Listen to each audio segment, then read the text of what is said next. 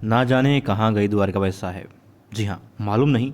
तभी तो तभी तो उनकी खास दासी जमुनाबाई को आना पड़ा अपने दिल की बात बताने के लिए गुन्नू जी के पास। जी हाँ, ऐसा क्या हो गया था कि द्वारकाबाई साहब को वो तलाश नहीं कर सकती थी और सीधी पहुंची गुन्नू जी को बताने के लिए। क्या बताया उन्होंने, जिसे सुनकर गुन्नू जी के भी कान खड़े हो गए। धना सरदार तो उछल पड़े कि हाँ, यही है हमारी सबसे बड़ी हितैषी। क्यों? दरअसल ऐसा हुआ कि आज पुण्यश्री अखिलाबाई शो में हमने देखा कि जमुना भाई भागी भागी जाती है गुन्नू जी के पास में, और जो गुन्नू जी होते हैं वो बात कर रहे होते हैं धना सरदार जी से। किस बारे में? रंग राव के बारे में बहुत महत्वपूर्ण बात हो रही होती है। वो कहते हैं कि पिताजी मालूम नहीं, लेकिन रंगराव का महल में आना और मल्हार राव होटल सरकार से कुछ बात करना, अपने आप में इस बात का अंदेशा है कि बात बहुत खास है और कोई बड़ा तूफान आने वाला है। तब धना सरदार कहते हैं तुम चिंता मत करो, मैं पता कर लूँगा, मैं पूरी कोशिश करूँगा और पता कर ही लूँगा कि रंगराव क्यों आया था और क्या बात हुई है। तभी आती है जमुना बाई और भागती भागती कहती है, अरे आप लोगों को पता है अनर्थ हो रहा है। वो कहते हैं क्या हो रहा है?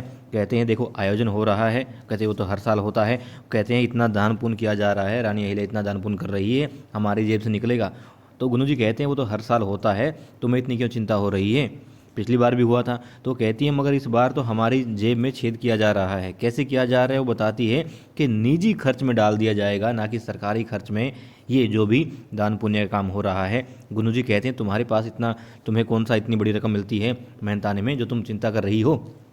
तब वो कहती हैं कि आप समझ नहीं रहे हैं। मगर गुन्नू जी उनको लताड़ देते हैं, वो चली जाती है। फिर कहती हैं कि इनका भला करने आई थी मगर अपना ही हाथ जला बैठी। तब धना सरदार जी समझ जाते हैं। वो कहते हैं ये सही कह रही है कि बहुत फ़र्क पड़ता है इस चीज़ से। यदि तिजोरियाँ खाली होती गई, बेशक गुल्लक नहीं है मगर तिजोरियाँ खाली होती गई, तो हमारा मेहनताना जो है कम हो जाएगा। तुम देखो गुन्नू जी, सेनापति होने के नाते जितना मेहनताना मिलता है तुम्हें, उससे ज़्यादा तो इस परिवार का सदस्य होने के नाते मिलता है, और सीताबाई को मिलता है क्योंकि इस परिवार की वो बेटी है। तो उसमें भी तो कटौती हो जाएगी। तो अपने घर में जो पैसा आ रहा है उसमें कटौती हो जाएगी। तुम जाओ और जाके बात करो। वो जाते हैं रानी अहिल्या के पास में इस बारे में बात करने के लिए, और देवी अहिल्या मल्हार राव होटल सरकार के पास में जाती हैं और कहती हैं कि रंगराव आए हैं, आपसे मिलना चाहते हैं, कोई ज़रूरी काम है। और उनकी स्थिति देख करके, हालत देख करके वो पूछती हैं कि आप ठीक है तो है ना? तब वो कहते हैं कि तुमसे झूठ नहीं कहूँगा अहिल्या, मैं बिल्कुल भी ठीक नहीं हूँ। तब देवी अहिल्या कहती है मैं समझ सकती हूँ आपकी भावनाएं, और आप इतने उदास मत हो। और देखिए आप इतना काम कर रहे हैं, इतनी सेवा पुण्य का भाव कर रहे हैं, और जानती हूँ कि वो आपके सिर्फ मतलब गुरु नहीं थे, सिर्फ आदरणीय नहीं थे, बहुत खास हैं आपके। और आप जो अच्छे काम कर रहे हैं वो सब कुछ देख रहे हैं, और यकीनन वो आपके इन कर्मों से खुश भी हो रहे होंगे। आपके साथ उनका आशीर्वाद है, आप चिंता मत करें। तब वो खुश हो जाते हैं। मतलब देवी अहिल्या जिस काम के लिए आई थी, तो वो कहते हैं हाँ तुम कुछ और काम के लिए भी आई थी ना? तो वो कहती है हाँ, रंगराव काका आए हैं और कोई बहुत ज़रूरी बात है, आपसे बात करना चाहती हैं। तो कहते हैं ठीक है, उनको बुलाइए। फिर वो कहते हैं कि तुम भी आ जाना, बात जो भी होगी। तो वो कहती है नहीं, मुझे तो गंगोबा से बहुत आवश्यक काम करनी है, कुछ देखना है, और यदि आवश्यक लगा, आपको ज़रूरत महसूस हुई, तो आप मुझे बुलवा लीजिएगा, मैं आ जाऊँगी। वो वहाँ से चली जाती हैं, और रास्ते में फिर कौन मिलता है, किसे मिलता है? रकमाबाई मिलती हैं तुको जी को, और कहती हैं मैं सुबह से आपको ढूंढ रही हूँ और आपके पास है कि मेरे लिए वक्त ही नहीं। तो वो कहते हैं बताओ क्या बात है? वो कहती हैं देखो, द्वारकाबाई साहब और गौतमाबाई जो साहब हैं अपने अपने बेटों के लिए, मतलब दामाद और बेटे के लिए जो है झगड़ रही हैं, लड़ रही हैं। द्वंद्व उनके बीच में शुरू हो चुका है। यह उस पर मुहिम पर भेजना चाहती हैं दोनों ही, मगर दो की लड़ाई में तीसरे का फ़ायदा हो जाता है। और मैं चाहती हूँ कि आपको फ़ायदा मिले, आप वहाँ पर जाएँ, आप लायक भी हैं, आप हर तरीके से काबिल हैं। तो वो कहते हैं देखो, मेरा इस चीज़ लालच में जो है ना कोई मोह नहीं है, और मैं सिर्फ अपना कर्तव्य करता हूँ, बाकी बातों पर ध्यान नहीं देता। और तुम भी यदि सिर्फ और सिर्फ अपने काम पर ध्यान दोगी तो तुम्हारे लिए अच्छा होगा। वो ये तक कह देती है रकमा कि आप कुछ अपने बारे में सोचते ही नहीं हैं, कि आप हमेशा जो है गुलाम बने रहना चाहते हैं, गुलामी करना चाहते हैं।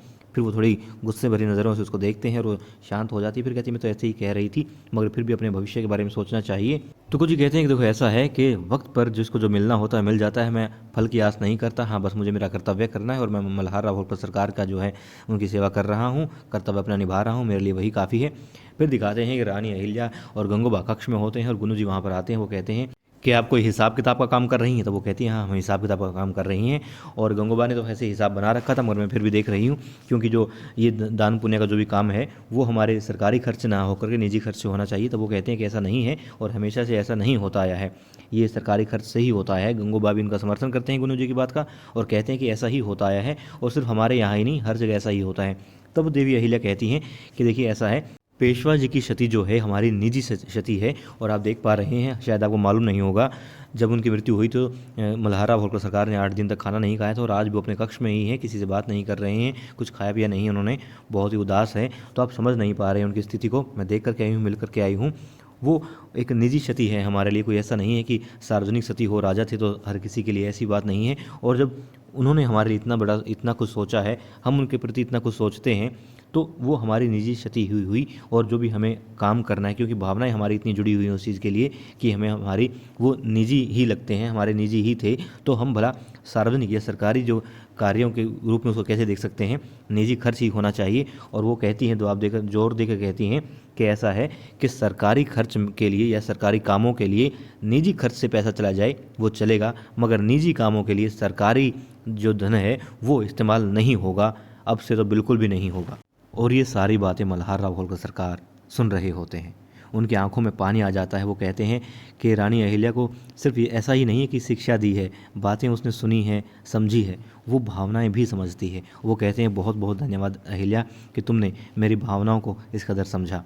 वो खुश हो जाते हैं और धन्य कहते हैं कि रानी अहिल्या तुम धन्य हो, बहुत बहुत आशीर्वाद देते हैं देवी अहिल्या को, और फिर वहाँ से चले जाते हैं। फिर दिखाते हैं कि रंगराव की बात हो रही होती है मल्हार राव होलकर सरकार से, और देवी अहिल्या वहाँ से मतलब फ्री होकर के जा रही होती हैं, तो रास्ते में मिलती हैं और रसोई के सामने ही आती हैं। तभी कहती हैं सासू माँ मैं थोड़ी लेट हो गई, मुझे माफ़ करना। तो वो कहती हैं कोई बात नहीं, तुम नहीं भी आती या तुम समय पर आ जाती तो भी मैं तुम्हें काम करने नहीं देती रसोई में, क्योंकि मेरा बेटा आ रहा है 7 सालों बाद, तो पकवान तो मैं ही बनाऊँगी, मेरे हाथों तुम्हारे हाथों का क्यों भला। फिर हंसी मजाक की बातें होती हैं और फिर वो कहती हैं तुमने बात की क्या? तब वो कहती हैं सासू भाई मैं सच कहूँ तो मैं गई थी, मगर मैं बात ही नहीं कर पाई। जिस तरीके की हालत थी मल्हार राव होलकर सरकार की, और अब रंगराव आए हुए हैं, वो कुछ बात करना चाहते हैं, तब दोबारा से जो है दबाव डालती हैं गोजमाबाई साहब उनके ऊपर और कहती हैं तुम्हें आज ही बात करनी होगी। अब रंगराव कहते हैं मल्हार राव होलकर सरकार से कि खंडेराव पर जो है हमला हो सकता है। वो बेशक आ रहे हैं, सैनिक उनके साथ हैं, मगर कम है, और निजाम के सैनिक बहुत ज़्यादा हैं। ये नहीं पता कि कौन सी जगह पे हमला होगा, मगर हमला होने की संभावनाएं जो है पूरी हैं। दुश्मन सेना की तैयारी पूरी है, और खंडेराव जी के साथ में सैनिक कम है, और रात को कहीं ना कहीं ठहराव भी करना पड़ेगा, और रास्ते में बहुत बड़ा जंगल आता है, और तो जंगल में या फिर कहीं भी हमला हो सकता है, पूरी संभावना है इसकी। तो वो कहते हैं ठीक है रंगराव, ये बात हमारे बीच में ही रहनी चाहिए, और किसे बतानी है वो मैं अपने आप बता दूंगा, सिर्फ एक इंसान को और बतानी है, मगर तुम ध्यान रखना ये बात कहीं बाहर नहीं जानी चाहिए। और यहाँ पर दिखाते हैं कि शंका में थोड़ा सा आते हैं, मगर फिर बताते नहीं हैं रंगराव। मेरे ख्याल से गुन्नू जी की बात ध्यान में आई थी उनके। मल्हार और रंगराव को खास दबाव दे के कहते हैं कि बात पक्का है कि किसी और के सामने नहीं आनी चाहिए। क्यों? क्योंकि कुछ हमारे और दुश्मन भी हैं जो इस बात का फ़ायदा उठा सकते हैं, और निज़ाम की सेना के मतलब कि हम उसके ऊपर शक करते रहें और उसके खिलाफ काम करें, मगर कोई और फ़ायदा उठा जाए इस बात का, इसलिए ध्यान रखिएगा ये बात कहीं और नहीं जानी चाहिए। मल्हार राव होलकर सरकार आप बताते हैं गंगूबा को कि खंडेराव पर हमला होने वाला है। तब गंगूबा कहते हैं तेज में आके जल्दी से कि हाँ ठीक है मैं भी जाता हूँ सरदार, और मतलब निश्चय में नाबूद कर दूंगा दुश्मनों को, मैं भी जाता हूँ। तो वो कहते नहीं आप रुकिए, आपको नहीं जाना है, क्योंकि आप यदि जाएंगे इस मुहिम के लिए तो सबको शक हो जाएगा कि कोई बड़ा काम है। इसलिए वो उनके सामने एक योजना रखते हैं और कहते हैं इस योजना के मुताबिक काम होना चाहिए, आप इसी तैयारी करवाएं, और क्योंकि दुश्मन जो है छुपके हमला कर रहा है तो हमें भी उसी तरीके से काम करना है। फिर मल्हार राव होलकर सरकार कहते हैं कि दरबार का वक्त हो गया और आप दरबार में मत आइएगा, आप इस योजना को अमलिया जामा पहनाइए। और वो कहते हैं कि देवी अहिल्या आपसे मिलना चाहती है, मुझे मिली थी, वो कह रही थी, तो कहते हैं ठीक है उनको भेज दीजिए।